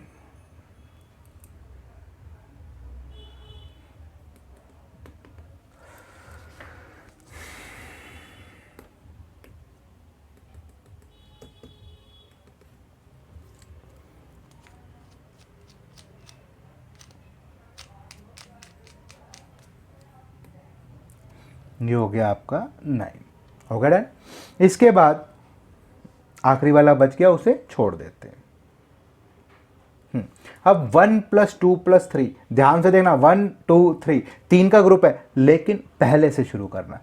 तो हम यहाँ पर लेंगे पहले तीन बच्चों का ग्रुप, 8 और 3 11 और 10 21।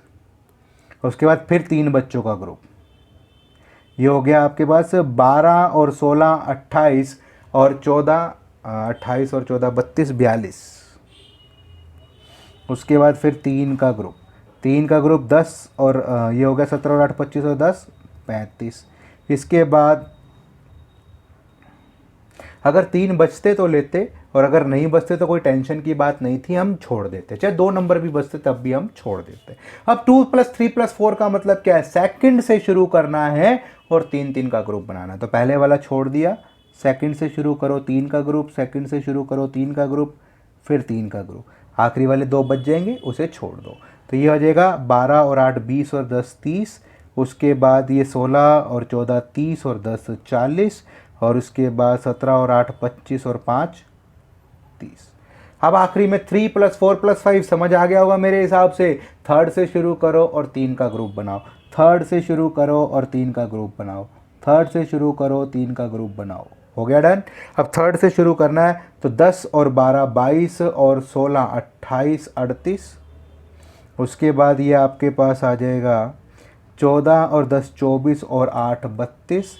और इसके बाद ये आपके पास आ जाएगा 17 और 5 22 और 4 26। क्लियर हो गया मेरी बात। अब इंपॉर्टेंट चीज मैं फिर से मार्कर चेंज कर रहा हूं। अब आप जो भी सबसे बड़े नंबर है इन ग्रुप में उसे सर्कल कर लो। तो फर्स्ट वाले ग्रुप में सबसे बड़ा नंबर कौन सा दिखाई दे रहा है आपको, दैट इज 16। उसके बाद सेकंड वाले ग्रुप में सबसे बड़ा नंबर आपको दिखाई दे रहा है 30। उसके बाद थर्ड वाले ग्रुप में आपको सबसे बड़ा नंबर दिखाई दे रहा है 28। फोर्थ वाले ग्रुप में सबसे बड़ा नंबर 42। फिफ्थ वाले ग्रुप में सबसे बड़ा नंबर 40। और सिक्स्थ वाले ग्रुप में सबसे बड़ा नंबर 38। क्लियर हो गया। यहाँ तक कोई डाउट हो तो एक बार इस टेबल को बनाने का तरीका दोबारा ज़रूर देख लेना, अदरवाइज आपको दिक्कत हो जाएगी, वरना क्लियरिटी नहीं आएगी। हो गया डन। अब इसकी एनालिसिस टेबल बनाएंगे। क्या बनाएंगे? इसकी एनालिसिस टेबल। तो जो चीज़ें आपने वर्टिकल लिख रखी थी उसे हॉरिजॉन्टल कर देंगे, और जो चीज़ हॉरिजॉन्टल पे लिख रखी थी उसे वर्टिकल कर देंगे। तो हमारे यहाँ पर जो ग्रुप्स थे वो कहीं ना कहीं हमने हॉरिजॉन्टल लिख रखे थे, और जो आपके पास ये एक्स और एफ फ्रीक्वेंसी था इसे हमने वर्टिकल लिख रखा था, तो इसे हम हॉरिजॉन्टल कर देंगे। तो देखो कैसे करेंगे। अब मैं इसको ऐसे लिख रहा हूँ, 2 से लेकर 13 तक है, तो 2 3 4 5 6 7 8 9 10 11 12 13। अब हम थोड़ी स्केल का यूज़ कर लेते हैं ताकि लाइन लगा लें। बहुत ही इजी तरीका है इस टेबल को बनाने का। अगर आप ये समझ गए फिर आपको कोई भी दिक्कत नहीं आएगी। ओके। अब हमने ग्रुप्स लिखने थे। अब आपके पास ग्रुप्स थे, अब वो ग्रुप्स को हम लिख देंगे यहाँ पर। देखो, first group, second group, third group, fourth group, fifth group, और ये हो गया आपका सिक्स्थ ग्रुप। तो थोड़ा सा हम इसको एक बार लाइंस को थोड़ा सा टाइम ज़्यादा ना लेते हुए लाइंस को फटाफट लगा लें।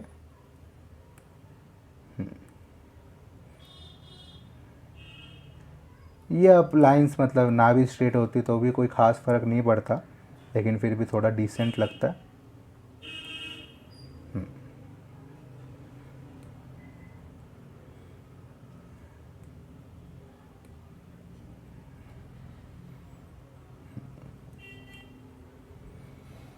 डन।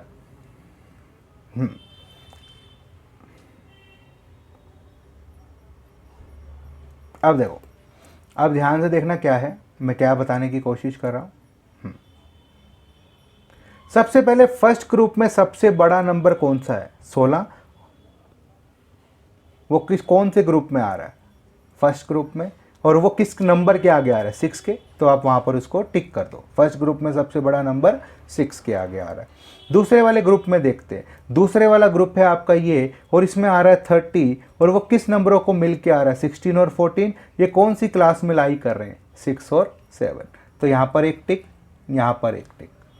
उसके बाद सेकंड वाला ये 28 कौन सी चीज़ों को मिलाकर आ रहा है? ये आपका 12 और 16, तो कहीं ना कहीं फिफ्थ और सिक्स्थ। तो एक टिक फिफ्थ में और एक टिक सिक्स्थ में। फोर्थ वाले में 42, ये किन 3 नंबरों को मिला के आ रहा है? 5 6 7 वालों को। तो ये आ गया आपका 5, ये 6 और ये 7 वाले को मिला के आ रहा है। इसके बाद ये 40 किस किस को मिला के आ रहा है?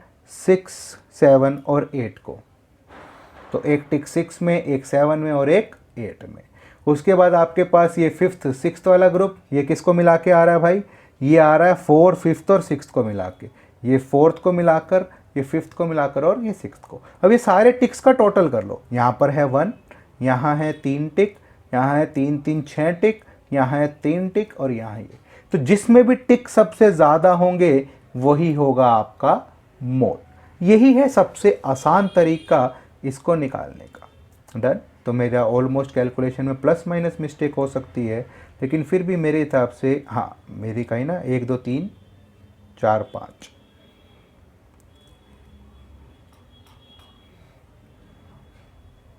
ओह सॉरी, मुझे 30 दिखाई ही नहीं दिया।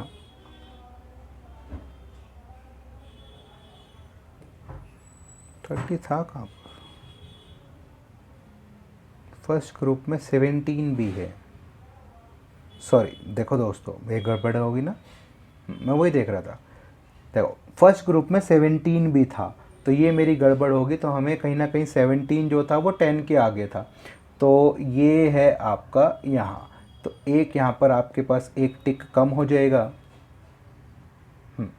यहाँ एक टिक कम हो जाएगा, और यहाँ 5 आएगा और यहाँ 1 आएगा। क्लियर? तो इससे कोई ख़ास फ़र्क नहीं पड़ा, लेकिन फिर भी ये था कि कहीं ना कहीं ये आपका ये वाला मीडियन ना होकर ये वाला था। ठीक, तो मैंने इस वक्त जल्दी में मुझे ये 16 नहीं दिखाई दिया, सॉरी 17 दिखाई नहीं दिया, वरना मुझे जो टिक लगाना चाहिए था वो 10 के सामने लगाना चाहिए था। डन। तो अब ये आपकी टेबल बिल्कुल ऐसी ही दिखाई दे रही है। ये रहा 1 3 5 3 1 1 1 3 5 3 1 1। डन। तो इसलिए सिंपल तरीका है ग्रुपिंग टेबल का। अब चाहे वो कोई से में भी ग्रुपिंग टेबल बनवा लो, हमें फॉलो यही तरीका करना है, इससे ज़्यादा हमें कोई टेंशन लेने की ज़रूरत नहीं है। इसके बाद आपके पास आ जाती है कंटिन्यूस सीरीज़, और कंटिन्यूस सीरीज़ के अंदर भी फिर से वही कहानी दोबारा रिपीट होने वाली है। कहीं ना कहीं आप उस चीज़ को समझो तो आपके पास फिर से वही इंस्पेक्शन मेथड है और ग्रुपिंग मेथड है। इंस्पेक्शन मेथड की बात करें, अब यहाँ पर ध्यान देने वाली बात जो मैंने मीडियन में कही थी, देखो मुझे ये तो पता लग गया कि आपका मोड जो है वो 7 है, तो 20 से 30 के बीच में लाई करेगा, ये तो क्लियर है। आंसर एकदम बिल्कुल क्लियर है, परफेक्ट है कि 20 से 30 के बीच में है। लेकिन एग्जैक्ट आंसर कहाँ है भाई? तो एग्जैक्ट आंसर निकालने के लिए आपको फिर से यहां पर ये वाला फॉर्मूला लगाना पड़ेगा। तो देखो L1 plus F1 minus F0 divided by 2F1 minus F0 minus F2 into I. अब इंपॉर्टेंट ध्यान से देखना कैसे, इस सीरीज को मैंने ऐसे लिख लिया, तो जो भी मेरी median class sorry mode class थी कि जिसका फ्रीक्वेंसी सबसे ज़्यादा आ रहा था उसे हम F1 मान लेते हैं, उससे एक कम वाले को F0 मान लेते हैं, और उससे एक ज़्यादा वाले को F2 मान लेते हैं। तो F1 माइनस F0 यानी कि जो मॉडल क्लास है उससे एक नंबर कम वाली फ्रीक्वेंसी को माइनस किया, और उसके बाद 2 इंटू F1 को डबल करा, और F0 और F2 को माइनस कर दिया। इसके बीच का जो डिफरेंस है दैट इज I, और लोअर लिमिट है दैट इज 20। ये फॉर्मूला याद रखना, बस हो गया काम। जैसे ही मैं वैल्यू पुट करूंगा तो मेरे पास एक एग्जैक्ट नंबर आ जाएगा, और यही होगा मेरा मोड। फिर से ग्रुपिंग मेथड के अंदर वही कहानी, कोई फर्क नहीं पड़ेगा, सेम वही तरीका होगा जो मैंने आपको पीछे समझाया। सबसे पहले हम क्या करेंगे, 6 ग्रुप बनाएंगे।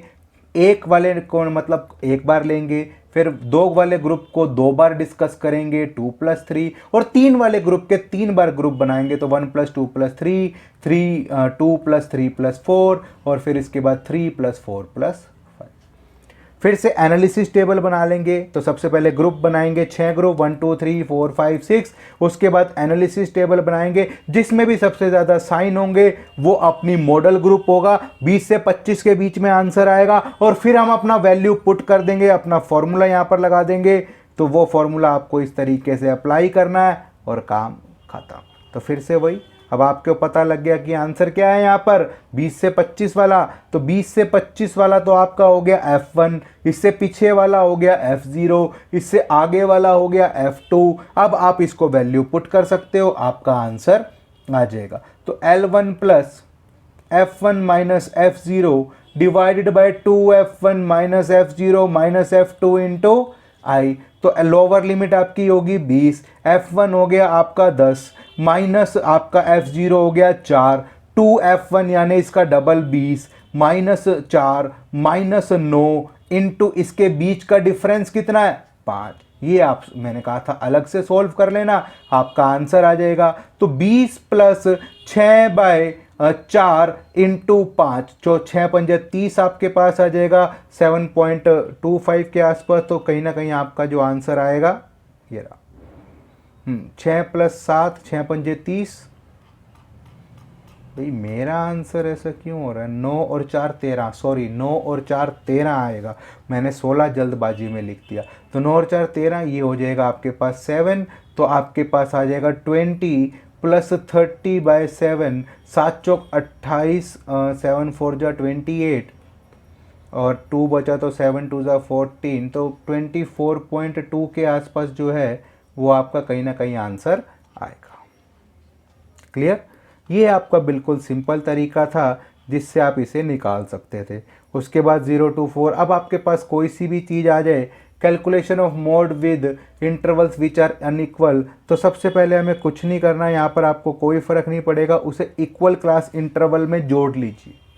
सबसे पहले आपको कुछ नहीं करना, मॉडल क्लास को इक्वल जोड़ लो। देखो कैसे, 0 से 4 मिनिमम 4 का डिफरेंस, 4 का डिफरेंस, फिर यहाँ पर भी 4, यहाँ पर 2 का डिफरेंस, यहाँ 2 का डिफरेंस, यहाँ 4 का डिफरेंस, यहाँ 4 का, यहाँ 2 का, यहाँ 4 और 2 6 का। तो इस तरीके से डिफरेंस आ रहा है। आप एक बार कोई ऐसा नंबर ढूंढ लीजिए भाई, सपोज 0 से 8, 8 से 16, 16 से 32 और 32 से 40 और 40 से 48, ऐसे आप ढूंढ लो, आपका बन जाएगी सीरीज़। इक्वल बनाओ और उसके बाद आप उसे सिंपल करते चले जाओ। बहुत ही आसान तरीका है इस तरीके को फॉलो करने का। आप जब इसे करोगे तो बिल्कुल ही आसान तरीके से आप इसे कर पाओगे। अनइक्वल क्लास इंटरवल की फ्रीक्वेंसी भी अलग अलग होती है, इसलिए मुझे सबसे पहले उसे इक्वल बनाना पड़ता है मोड में, क्योंकि कहीं ना कहीं मुझे ये पता करना पड़ता है कि कितनी फ्रीक्वेंसी या कितने नंबर बार बार रिपीट हो रहे हैं।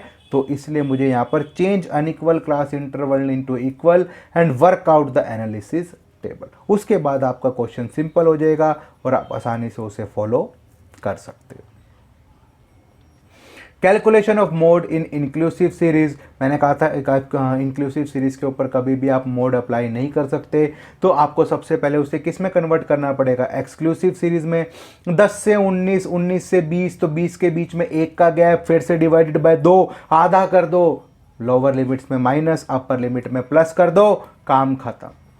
इसके बाद calculation of mode only mid value series दे रखी है, मिड वैल्यू सीरीज दे रखी है तो क्या हो गया भाई, मिड वैल्यू दे रखी है तो इसे सिंपल सीरीज में कन्वर्ट कर लो। 2 मिड वैल्यू के बीच का डिफरेंस दैट इज 10, उसको आधा कर दो, आधा कर दिया, पता लग गया 5। एक बार मिड वैल्यू में से माइनस कर दो, एक बार मिड वैल्यू में प्लस कर दो, तो एक बार 15 -5 कर दो, एक बार 15 +5 कर दो, आपके पास आपकी कंटिन्यूस सीरीज बन जाएगी। 10 से 20, 20 से 30, ऐसे आपकी ये सीरीज तैयार हो जाएगी। क्लियर? इसके बाद आपके पास calculation of mode less than series, less than series है तो भैया पहले उसको किस में कन्वर्ट करो? एक्सक्लूसिव सीरीज में, नॉर्मल सीरीज में कन्वर्ट करो। ये मैं आपको सिखा चुका हूं। लेस देन सीरीज को कन्वर्ट करना बिल्कुल इजी तरीका मैंने आपको बताया था, पीछे वीडियोस में आप इजीली चैप्टर 4 में देख सकते हो, उसमें आपको दिक्कत नहीं आएगी। ऐसी मोर देन सीरीज होगा तो उसके अंदर भी हम उसे कैलकुलेट कर लेंगे। अब आपके पास एक फॉर्मूला दे रखा है, मीन मीडियन मोड का फॉर्मूला दे रखा है, कहीं ना कहीं आप इसे रिलेशनशिप फॉर्मूला भी लिख सकते हो, कहीं ना कहीं ये बहुत ही इजी है। तो mode is equals to 3 median -2 mean. कई बार टीचर क्या करते हैं, 2 या 3 नंबर के क्वेश्चन में भी क्वेश्चन दे देते हैं और आपके पास कहते हैं भैया मोड निकालो और मीडियन और मीन की वैल्यू दे रखी होती है और मैं इससे निकाल देता हूं मोड। क्लियर मेरी बात? सबसे आसान तरीका। Graphic method of locating the mode, mode को लोकेट करने के लिए आपके पास ग्राफिकल मेथड भी है और ग्राफिकल मेथड में सबसे पहले मैं हिस्टोग्राम को बना लूंगा, यानी जो भी आपके पास फ्रीक्वेंसी या डाटा दे रखा है उसका हिस्टोग्राम ही बनेगा। क्यों बनेगा हिस्टोग्राम? सिंपल है भाई, 0 से 10, 10 से 20, 20 से 30, बीच में कोई गैप नहीं है, गैप नहीं है तो हिस्टोग्राम बनेगा। तो सबसे पहले हमने क्या बना लिया? हिस्टोग्राम बना लिया। जो भी सबसे बड़ा ग्राफ है उसकी एक एज को पकड़ो और दूसरे वाले लोअर ग्राफ की एज से टच कर दो, हो गया भाई टच। चलो अब दूसरे वाले कोने को पकड़ो और इधर साइड वाले की ग्राफ को टच कर दो, हो गया टच। जहां पर ये एक दूसरे को इंटरसेक्ट करेगा वो ही आपका मोड डिसाइड हो जाएगा। क्लियर है? सिंपल तरीका है। कभी कभी टीचर अब मजबूरी में कुछ अटपटा सा पेपर बनाना हो तब हम इस तरह के क्वेश्चन देते हैं, अदरवाइज़ हम इस तरह के क्वेश्चंस एग्ज़ाम में बहुत रेयर देते हैं। लेकिन हाँ, आपको पता होना चाहिए कि कहीं ना कहीं आपके पास कुछ ऐसा भी पेपर में अनएक्सपेक्टेड आ सकता है। Merits and demerits of a mode. Merits simple है, पॉपुलर है, आपको फटाफट समझ में आता है, इजी टू अंडरस्टैंड है। Least affect on marginal values compare to mean mode value is the least effect on marginal values, mode is determine the highest frequency. तो उसे फर्क नहीं पड़ता कि आपकी सीरीज में कितने नंबर है, उसे फर्क पड़ता है एक ही चीज से कि एक नंबर कितनी बार रिपीट हो रहा है। तो हम इसे ग्राफिकल लोकेट भी कर सकते हैं, बेस्ट रिप्रेजेंटेटिव वैल्यू है, और कहीं ना कहीं आपको सारी की सारी फ्रीक्वेंसी का पता करने की ज़रूरत नहीं पड़ती। डीमेरिट्स की बात करें तो अनसर्टेन है, मोड इज अनसर्टेन है, वेग है, आपको एक्चुअल चीज़ों की जानकारी नहीं देता, सिर्फ एक नंबर को बताकर छोड़ देता है, बाकी सब या एक क्लास में टॉपर कौन है वो बता देता है, या हाईएस्ट मार्क्स किसके आए हैं बता देता है, सबसे ज़्यादा मार्क्स किसके आए हैं बता देता है, बाकी सबके कितने मार्क्स है उसको छोड़ देता है। इसके आगे फर्दर एल्जेब्रिक ट्रीटमेंट नहीं हो सकता। कई बार मुझे एक जैसे आंसर मिल जाते हैं और वहाँ पर मोड को कैलकुलेट करना बहुत ही ज़्यादा डिफ़िकल्ट हो जाता है। ग्रुपिंग मेथड काफ़ी कॉम्प्लेक्स है, प्रैक्टिकल लाइफ में बहुत मुश्किल हो जाती है इसे फॉलो करना, और इग्नोर्स एक्सट्रीम मार्जिनल फ्रीक्वेंसी, इसे एक्सट्रीम वैल्यू से कोई फ़र्क नहीं पड़ता। तो आपके पास ये छोटे छोटी चीज़ें इसने दे रखी हैं, इसे हमें ज़्यादा डिटेल में पढ़ने की ज़रूरत नहीं है। एक आपके पास ये रिलेशनशिप या रिलेटिव पोजीशन भी आ गया, बेल शेप। अगर तीनों जो है वो कहीं ना कहीं एक जैसे हैं, सिमेट्रिकल पोजीशन में हैं, तब तो वो लिखता है in case of symmetrical distribution mean median mode will be identical. Frequency curve हमेशा आपको बेल शेप दिखाई देगा, घंटी जैसा दिखाई देगा, दोनों साइड आपको इक्वल वैल्यूज दिखाई देंगी, यही है इसका आइडेंटिकल होने का मतलब। लेकिन असिमेट्रिकल भी हो सकता है, ये घंटी जो है वो एक साइड ज़्यादा झुकी भी हो सकती है। तो पॉजिटिव स्क्यूड का मतलब होता है जब आपको इसके राइट साइड थोड़ा ज़्यादा दिखाई दे, और जब नेगेटिव का मतलब इस घंटी के लेफ़्ट साइड का हिस्सा थोड़ा ज़्यादा बड़ा दिखाई दे। तो जब आपकी मोड की वैल्यू सबसे छोटी होती है तब आप कह सकते हो कि वो पॉजिटिव स्क्यूड है, और जब आपकी मोड की वैल्यू सबसे बड़ी होती है तब वो आप कह सकते हो उसे नेगेटिव स्क्यूड है। तो यही बात वो यहाँ लिखने की कोशिश कर रहा है। देखो क्या लिखता है, if the distribution is skewed more to the right, तो ये पॉजिटिव होता है। और कहीं ना कहीं मोड जो है, देखो लिखता है मीन और median will be greater than mode, तो मोड सबसे छोटा होता है, दैट इज़ मीन और मीडियन कहीं ना कहीं आपके मोड से बड़े होते हैं। और इन अनदर वर्ड्स मोड की वैल्यू मिनिमम होती है, आपको यही याद रखना है। और अगर ये आपका स्क्यूड जो है लेफ़्ट साइड है तो नेगेटिव है, और यहाँ पर मोड की वैल्यू सबसे ज़्यादा होती है, मीन और मीडियन से ज़्यादा होती है, और कहीं ना कहीं ये आपका मोड जो है वो मैक्सिमम होता है। यही आपको यहाँ पर याद रखने की ज़रूरत है। तो ये आपको एक फॉर्मूले में उसने मोड को पुट करके दिखा रखा है, और यहीं के साथ आपका ये चैप्टर कंप्लीट हो जाता है। तो कहीं ना कहीं एक आपके पास क्वेश्चन और पुट कर रहा है, क्या पुट कर रहा है भाई, which is the best average. सबसे पहले ऑब्जेक्टिव की बात करते हैं कि भाई हमने कहा तीनों चीज़ें पढ़ ली, मीन मीडियन मोड पढ़ लिया, तीनों चीज़ों में से आपका सबसे बेस्ट कौन है। तो लिखता है आपके ऑब्जेक्टिव पर डिफाइन करता है, selection of average must confirm the objective of the study. For instance all value are given equal importance, arithmetical mean must be appropriate. However if most frequently जो सीरीज़ के बारे में पता करना हो तो मोड, भाई मेरे को सिंपल सी बात है, सबको बराबर का मौका देना है तो मैं मीन निकालूंगा। मैं ये पता करना चाहता हूँ कौन सा नंबर बार बार रिपीट हो रहा है तो मैं मोड निकालूंगा। तो ये सब चीज़ें आपको पता करनी है। वेरिएबल्स कितने हैं, in case of number of variable in series is very small, arithmetic mean सबसे अच्छा तरीका है। Distribution of item, if the value of large number of items is very small but that 1 और 2 is very large, arithmetic mean आपका कामयाब नहीं है। यहाँ पर आपको या तो मीडियन लेना पड़ेगा या तो मोड, तो मीडियन आपका सबसे बेस्ट ऑप्शन है। इंपॉर्टेंस ऑफ हाईएस्ट और lowest value, if no importance the livest, तो मीडियन ले लेते हैं और मोड भी हम ले सकते हैं। और हाईएस्ट और वो लोवेस्ट वैल्यू को कंसीडर करना ज़रूरी है तो हम यहाँ पर मीन भी निकाल सकते हैं। टाइप ऑफ सीरीज कौन सी है, if the large number of series are similar to each other then use of mode is not suitable. Comparative feature, mean और median always estimate with certainty but mode certain नहीं होता। Median और mode located in the middle frequency, mean ऐसा नहीं करता। It is difficult to calculate mode compare to mean और median. Mode निकालना मुश्किल है, ग्रुपिंग मेथड अप्लाई करना मुश्किल है, लंबा चौड़ा है। तो मीन और median are not based on all, sorry, median और मोड कहीं ना कहीं सारी आइटम पर बेस नहीं होते, लेकिन मीन सारी चीज़ों को कंसीडर करने के बाद ही निकलता है। अर्थमेटिक एग्जामिनेशन जो है वो मीन में ही पॉसिबल है, लेकिन दोनों मेथड्स में पॉसिबल नहीं है। Selection of sample influence the mean, लेकिन मीडियन कोर मोड को अफेक्ट नहीं करता। मीन जो है हाईएस्ट और लोवेस्ट वैल्यू से अफेक्ट होता है, लेकिन मीडियन और मोड अफेक्ट नहीं होता। मीडियन और मोड को हम ग्राफिकली लोकेट कर सकते हैं, लेकिन मीन को हम ग्राफिकली लोकेट नहीं कर सकते। वो सिंपल नॉर्मल सिचुएशन में अप्लाई हो सकता है बस। क्लियर है मेरी बात? ये है आपका चैप्टर। अगर अभी कोई डाउट हो, कोई न्यूमेरिकल सोल्व ना हो रहा हो, तो मुझे आप मैसेज कर सकते हैं। Thank you.